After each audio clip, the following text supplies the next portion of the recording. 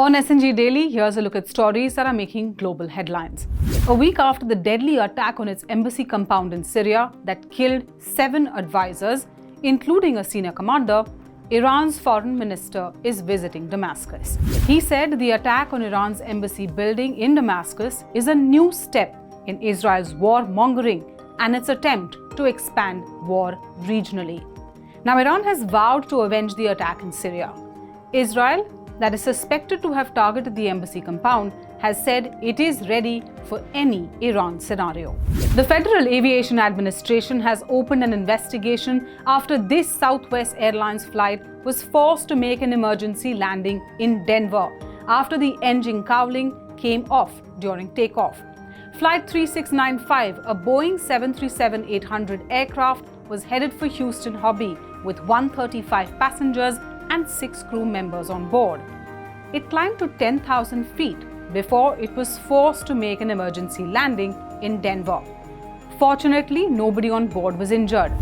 Boeing has come under intense scrutiny since a door panel came off midair on January 5th when an Alaska Airlines flight was at 16,000 feet. 6 months after mounting a major offensive against Hamas with air-ground strikes in Gaza, Israel has said it has withdrawn more soldiers from southern Gaza. The health ministry controlled by Hamas has said that more than 33,000 Palestinians have died in Israel's strikes. Israel has not given any reasons for the withdrawal, but has said troops will be preparing for future operations in Gaza. Meanwhile, truce talks were held in Egypt with representatives of Hamas and Israel. CIA Director William Burns was also a part of these talks. No ceasefire deal could be reached before the start of Ramzan. And with this latest round of negotiations, the question is, can all sides arrive at a breakthrough before Eid? Russian Foreign Minister Sergei Lavrov is in China and will discuss Ukraine and other quote-unquote hot topics during his China visit. The meeting with his Chinese counterpart Wang Yi will also cover bilateral ties and the situation in the Asia-Pacific region. Reuters has reported that President Putin is expected to visit China in May, and it will likely be his first international trip after the recent elections.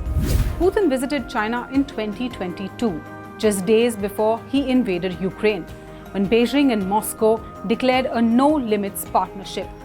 Russia has since become China's fastest-growing trade partner. Staying with news related to Russia, thousands of homes in Russia's Ural region were flooded after Europe's third-largest river burst through a dam. Floodwaters were rising in 2 cities in the Urals mountains, and thousands had to flee their homes. More than 61,000 people have been evacuated. 15 of the 40 schools have been flooded as well. Russian President Vladimir Putin has dispatched his emergencies minister to the region to oversee rescue work. The Orenburg region's governor said this is the worst flooding recorded in the region since record-keeping began. Flood warnings have been issued in other regions as well, so the crisis is not completely in the past. For more such videos, subscribe to our YouTube channel. Make sure you hit the like button and follow for more.